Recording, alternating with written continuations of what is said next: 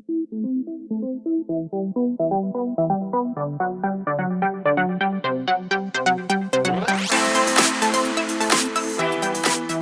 and welcome to Bev's Talks. I'm Bev Short and I'm your host. Now, have you ever wondered why you're here? Have you got a purpose in life? Why are you actually alive? Or have you ever looked at other people and thought, they're more successful than I am, doing exactly the same thing? How does that happen?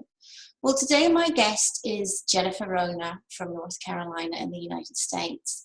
And I'm hoping that she's going to be able to shed some light on those burning questions for us. Now, Jennifer is a spiritual teacher, writer, and coach. And she helps people get in touch with their soul and their big life purpose. Her mission is to take the woo-woo and to make it real, practical, and accessible. So welcome, Jennifer. Welcome to Bev's Talks. How are you today? Hey, Bev. Thanks for having me. I'm so glad to be here today chatting with you. I know we're going to have a good time today. Yeah, well, it's great to have you. Now, Jennifer, you haven't been sitting around meditating 24 hours a day in tie-dye pants for all your life, have you? Oh, definitely not. No, it's definitely not been that kind of trip for me. No. You've had a very practical life to date. So, how did you manage to get on the path that you're currently on? Well, it's funny how that all worked out. I think it wasn't even so much getting to a path as it was returning to a path for me. When I was a child, I was just very much the dreamer, the writer, the doer. I was always creating things, plays, writing books and stories, and just really absorbing the world around me and turning it into some sort of creative output. And as I got older, like so many of us, it seemed like the practical life kicked in. You can't be Princess Leia when you grow up like I wanted to be. And isn't it? Why can't we be Princess Leia forever, Exactly. See, that's what I said. But, honestly, and it was so funny because it wasn't through any kind of parental discouragement that I decided to go for a more practical path when I got older. My parents were always, especially my mom, was always very much encouraging me to do what I wanted to, follow my path. We just want you to be happy and so on. But for some reason, it was I myself that decided, I might want to come up with something a little bit more practical and prestigious. So I decided I was going to be a doctor when I first, got ready to go to college. And I'd always loved the sciences too, and I figured, why not? So all information was interesting to me, be it art, science, or whatever, but I thought, how practical is that and how cool is that? And as it happens, the more I got into it, the more I thought, okay, I don't have the grades to be a doctor. Let me try something a little easier and go to pharmacy school. Well, that was a rude awakening for two reasons. Number one, it was no easier than medical school to get through. And secondly, it put me on a path that I wasn't sure was right for me. In fact, the deeper that I got into it, the more it was like, you know what? I mean, I respect the profession, but this is not me for so many reasons. But still, for whatever reason, at the time I stayed on the path that I was going to, went into a nice, cozy professional job, or so it seemed, and wound up practicing for a very long time. And all the while I kept thinking, this isn't making me happy. It's just not the path for me, even though it's honorable, even though it's prestigious, even though it's a quote unquote safe path and, just a good and honorable thing to do. And hey, you're helping people, right? It was just eating away at my soul, being in a situation where it was a very high stressful, very high pressure job. I mean, you don't want to make mistakes. It's not like giving somebody fries instead of onion rings in the pharmacy. If you make a mistake, there's pretty big consequences to it. But also the corporate world. That's one of the parts of the medical profession where there's real, especially in the retail setting, you got the corporate life plus the professional life butting heads all the time. So they're emphasizing profit as well as just doing more and more and more and putting stress on you as a professional. And I was like, okay, what is going on here and what do I really need to do? And finally one day it just happened that I decided, you know what, no more. I need to find something that satisfies my soul, that really expresses who I am, and that allows me to just be the person that I was meant to be. I've known for years I wasn't meant to be doing this, but I just didn't listen to that voice. And finally that voice was so loud that I couldn't ignore it anymore. And that's when I started returning to the spiritual person that I'd always been. It's just the path started to slowly but surely open up to me. And then one day in 2012, it just opened up bigger than I could ever imagine. And found out later on that that particular phenomenon has a name, which we'll get to in a minute. But what the biggest take home from that moment was that, yes, I was here for a different purpose than the one I was pursuing. And I had to give that a chance to come out and to express itself. And from there, it grew into coaching. It grew into helping people figure out alternatives to the classic corporate life. And that was my first coaching business. And from there, I started to understand that it wasn't even so much helping people get out of their corporate jobs that was important to me. It was helping people figure out their overall purpose. Right. So, I mean, to me, it could be so many people. I mean, that was me. You know, Yes, I sat in a job for years and years. I was a PA. You know, I worked in London. I worked all over the place, and my heart was just breaking every. It sounds so dramatic, but I just felt like, you know, this isn't me. This isn't what I'm supposed to be doing. But the practicalities of life, you know, you have to pay rent, you have to buy food. You know, all those kinds of things, and you just keep going and keep going. But all the time you're thinking, this isn't me. What am I supposed to be doing? And I'm sure there's lots and lots of people out there who feel the same way. Now, and also that, you know, opening up to your spirituality is a really interesting thing, because for me, you know, it's been only sort of like 4 or 5 years, something like that, that I've had this kind of awakening, you know. yes. And things are so different. I see things differently, you know. My life is different, and I do feel now like I'm on a path. I'm on a mission. So I've actually had a reading with Jennifer, so, you know, I can highly recommend what she does. But can you explain what you do when you work with people, Jennifer? Sure. Now, it's when I work with people one-on-one, my main modality at this time is what's called an Akashic Records reading. And my name for them is a soul intuitive reading, but basically it's the same thing. It's accessing what is known as the Akashic Records. Now, that's a term that a lot of you out there have probably heard in passing here lately, because it's becoming quite a thing in the, you know, not only the new age spiritual community, but also just out there. You'll hear about it. If you're into yoga, you've probably heard of people talking about the Akashic Records. If you're ever into astrology or whatever else, you know, if you read your horoscope, you've probably come across that term. What it is, the Akashic Records, what they are, is essentially it is a collection of your experiences, not just as the person you are now, but as a soul being, the person, the entity that you've always been. So basically, it's like your own personal book of life, or as I like to call it, if you were a computer, it'd be the hard drive, right? Everything that you've ever experienced in this life and any other incarnation or any other situation is kept there. So you can imagine accessing that information could be quite useful in figuring out what your overall purpose in this life is. And so that I got into through a good friend and mentor of mine named Gina Medvez, and she had a course that taught people how to read the Akashic Records. And I just jumped on it because I knew that that was the kind of work, not only that would be good for me personally, but that I could also bring into my coaching practice. And as it happens, that was a really, once I started to learn how to access this information for myself, this soul being information that had pretty much everything there was to know about me, but I was afraid to ask,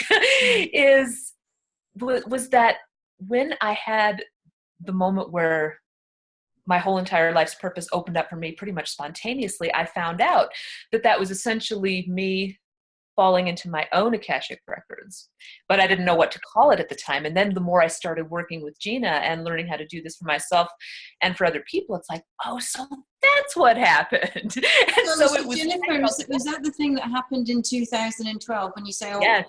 Right. Okay. Yes, that was it. And so just giving y'all a little background on the Akashic Records, it's easy to see how when you have this moment where, you know, you're just sort of hanging out one day and then all of a sudden, boom, it's like the door opens up and, you know, God himself speaks to you and says, here's the deal. And that can happen. It happened to me. You know, it can happen really at any time and quite unexpectedly, or you can access that yourself. Really, it doesn't matter, but the only thing that really matters is that you get the information that you need when you need it. And for me, it was a moment of spontaneity where I basically, and Legina calls that falling into the records. And I've borrowed that term. I use that a lot myself. But that's what it was the Akashic Records. And so learning more about that, I thought, how cool would it be if I could help other people do this too? And from there, it's just grown into something even greater, in that the more people that I've worked with, the more people tell me that what we do when we work together not only helps them affirm the things that quite honestly I already knew about their life, but gives them more insight and more trust and more affirmation that yes, these moments where you have this clarity and you know something's right, even though it might seem logical, that's your intuition. And getting that feedback when you are in the records, either on your own or with a reader, it gets you used to that feeling of trusting those feelings, that intuition, and knowing, hey, this is right. And that, if I could do anything for anybody who works with me, it would be to help them really hone in on that feeling themselves, get to know it, and get to the point where they trust it as more than they trust it as much as possible. And they don't necessarily need me anymore. So, I'm kind of your Winnie the Pooh coach. I wanted to teach you how to trust yourself, love yourself, and know that this purpose stuff, that all this stuff's for real, and you can trust it, you can go with it, and it will take you where you need to go. Yeah, I mean, I used to think that, being spiritual was, believing in a deity, right, God or something, and having a religion. That's, that's what I always thought of as spiritual. Until a few years ago, when my eyes started opening, I started reading more, learning more, being in touch with more people like yourself, and learning that way. And so, I've understood that, even though I don't go to church all the time and I don't use the word God, I am a spiritual being, and I am more in touch with my intuition day by day. But, what does it actually mean to you to be spiritual? And why do you think that people need to be in touch with their spirituality? The biggest reason that I think people tend to avoid it is fear, honestly, because it seems, when you think about it, there's just so much emphasis in the world that we're in today put on the physical, put on the tangible, the things that you can touch and see. And for so many of us, that's regarded as the only reality there is. But just sometimes I think for some of us, just the idea that there's more to our existence than what can be seen and perceived with the senses is a little bit unnerving. I mean, who wants to think that you're in any way out of control of your own life?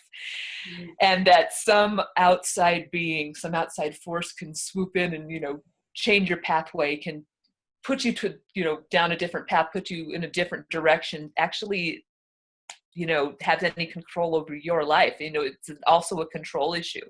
I mean, so many people want to think that they're completely in control all the time. And that can be a scary thing too, to just let go and to trust that there's other entities, other beings, other sources out there that are actually in your favor. And two, trust is another thing too. When you actually let go of the need to control everything and start to trust that you really are being guided in the right direction, big things start to happen. But that's also very hard when you don't see the evidence in front of you right away. So again, it's coming back to what's so emphasized in this human form that we're in, nothing but the physical world. And anything outside of that can be really scary and unnerving to contemplate at first, even when you are spiritual, even when you do consider yourself part of something bigger, whether, you call it God, or you call it spirit, universe, whatever, or not. And when you do get in touch with that side of you, that side that's always been there and that's always going to be there, the side that's never gonna die, then it opens up so much more possibilities, not only to have big things happen in your life, but also to experience peace and connection. And that, I think, the world could use a whole lot more of. How about you?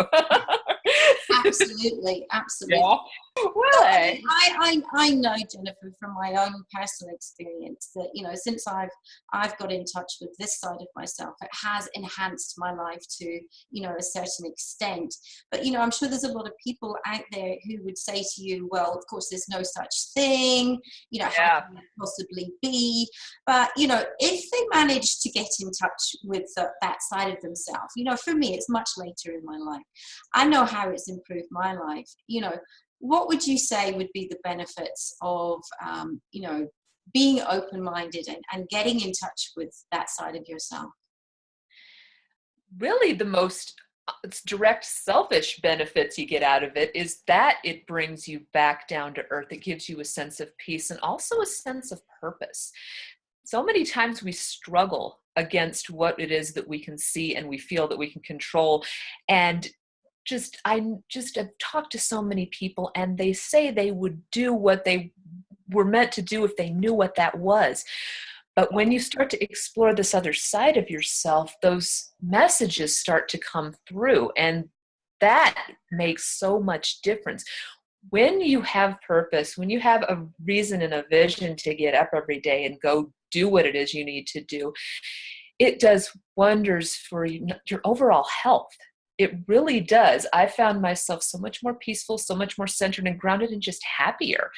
And oddly enough, the more that I let go of the need to control my outside environment, the more that I am just pushed down this pathway where things start to happen, things start to change, and I start to feel a real connection. And I know I'm not the only one there. It just makes so much of a difference in your overall experience of life. It makes life less of a struggle and more of an adventure.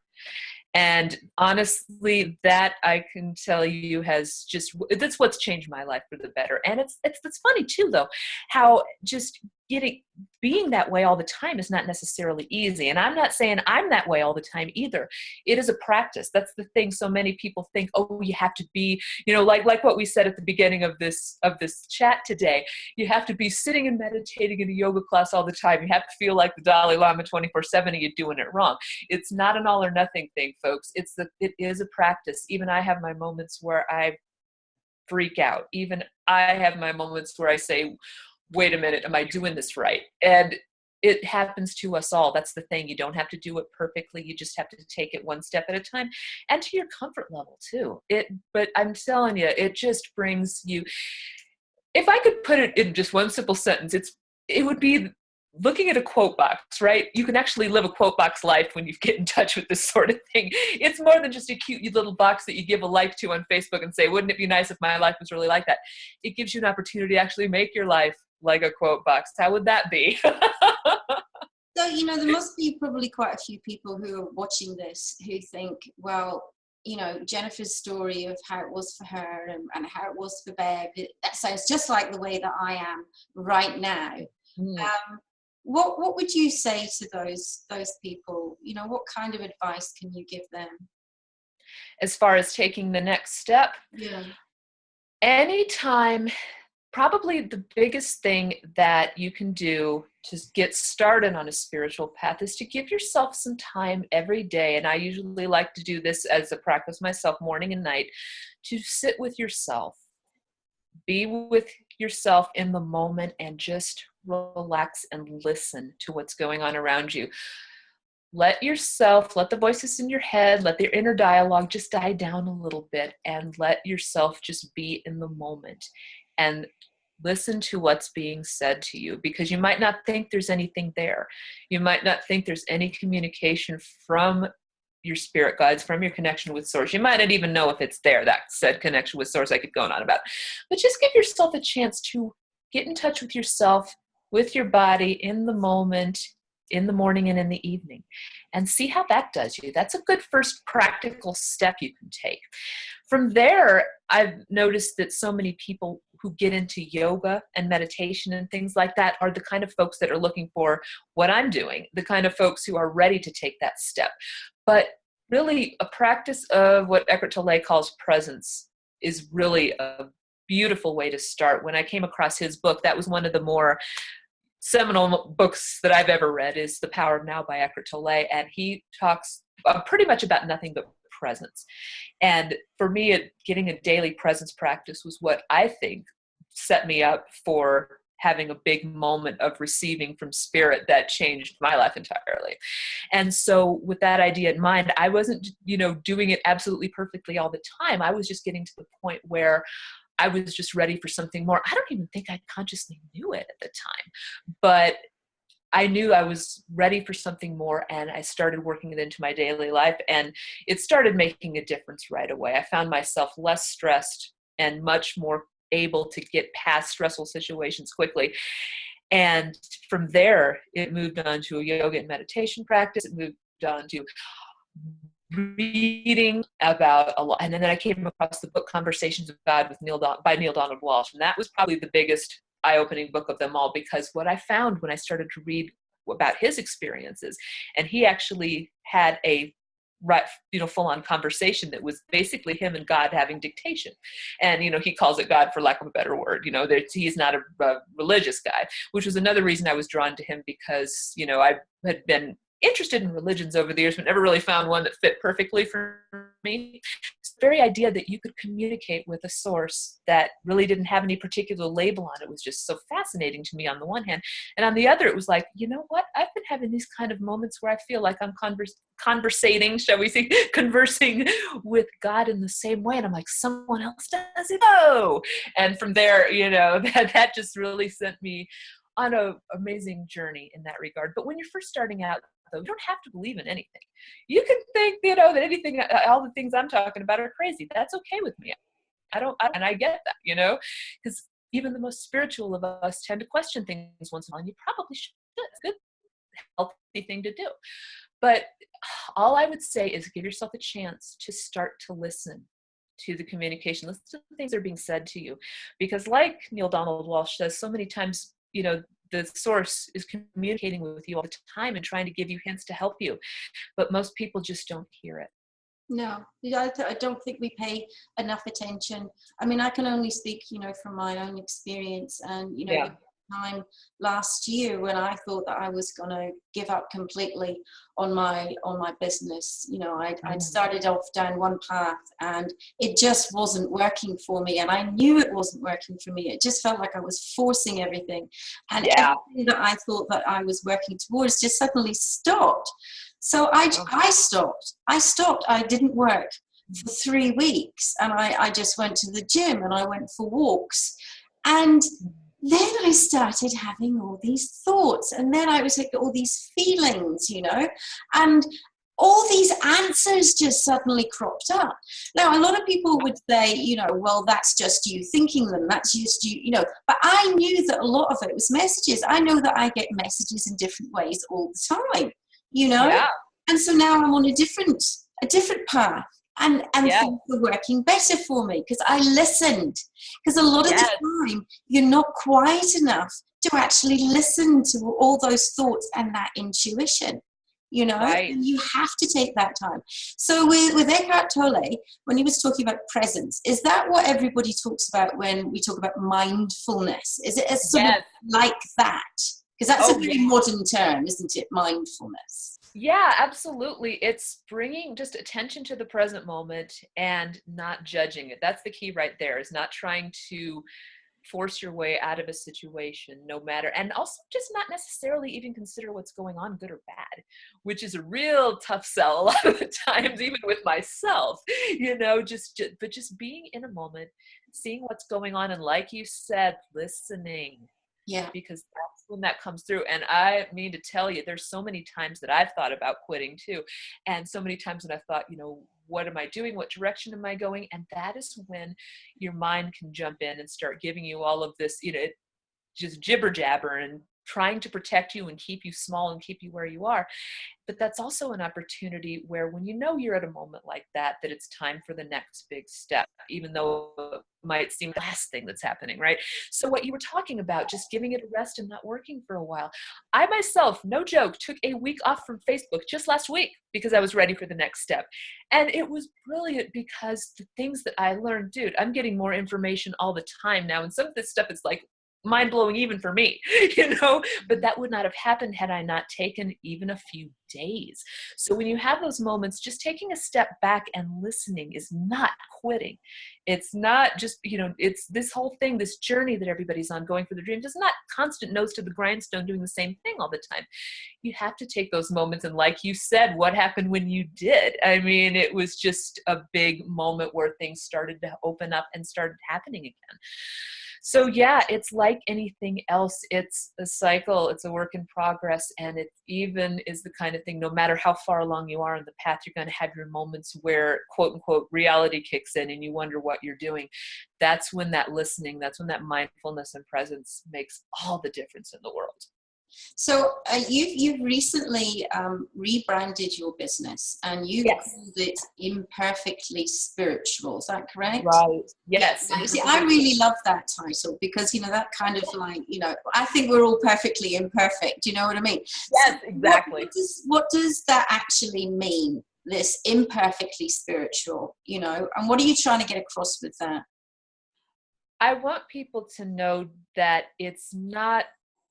you're not doing anything wrong if you're not feeling perfect all the time. You're not doing anything wrong, and you're not any less of a spiritual person if you have your moments where you backslide. You're going to have these human moments because you're in a human form. That's inevitable. But it's okay, because the only thing that'll ever stop you is quitting altogether on your path. And once you have those moments where you know that there is a path, you'll never really quit it. So I'm just here to tell you that nobody does this perfectly. I don't care who you are, and that's okay.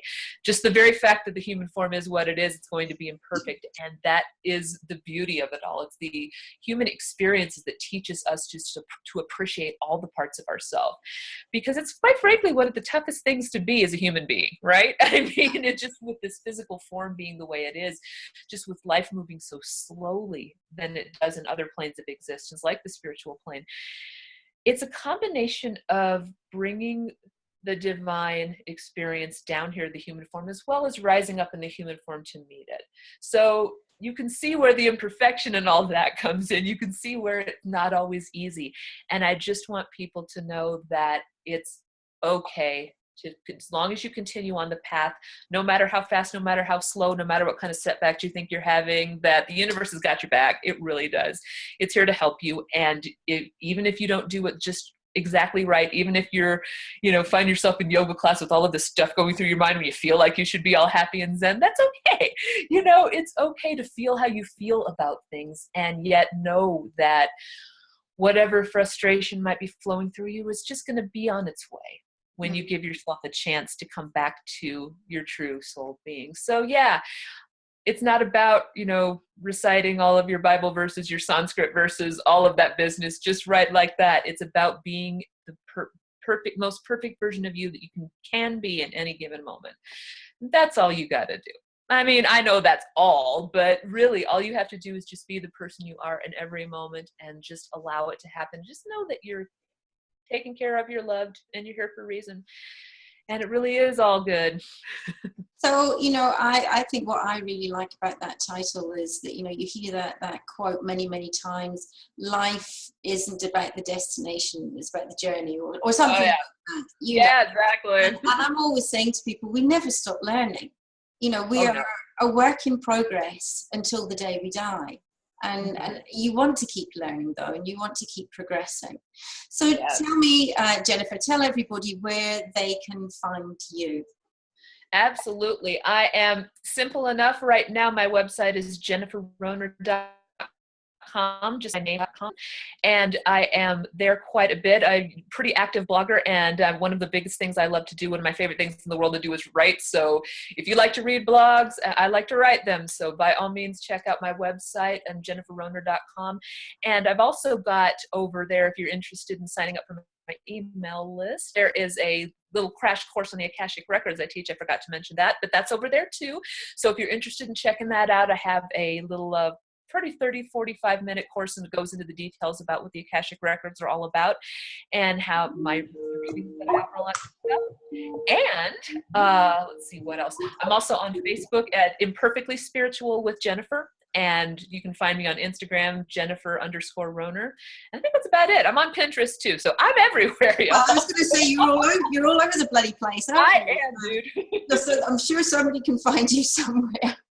Yes, ma'am. Anyway, so if anyone is interested in finding out more about what I do, I'm a holistic health coach for women over 40. And if you're interested in anything that I have to offer, you can find me at www.fitnessforwomen.co.nz. And if you found this video interesting or useful, then please share it, because other people might like to hear what Jennifer has to say. And also, if you like Bev's talks, please subscribe to my YouTube channel. The more the merrier. So I would just like to say thank you so much, Jennifer, for coming on. I have actually had a reading with Jennifer, and I would really recommend it. It's very interesting, it's interactive, it's very enjoyable, and you also get a follow-up session with her as well. So I would go for it, definitely. Yes. So thank you so much for coming on, Jennifer. If you'd just like to say goodbye to everybody. Absolutely. Thank you all for listening. Thank you so much, Bev, for having me and for your kind words. And I hope to see you all over at my website or one of my Facebook Lives or one of the many places in cyberspace I am. So thank you, Bev. This has been amazing. All right. And thanks again, Jennifer. And thanks so much, everybody, for watching. And we'll see you next time. Bye.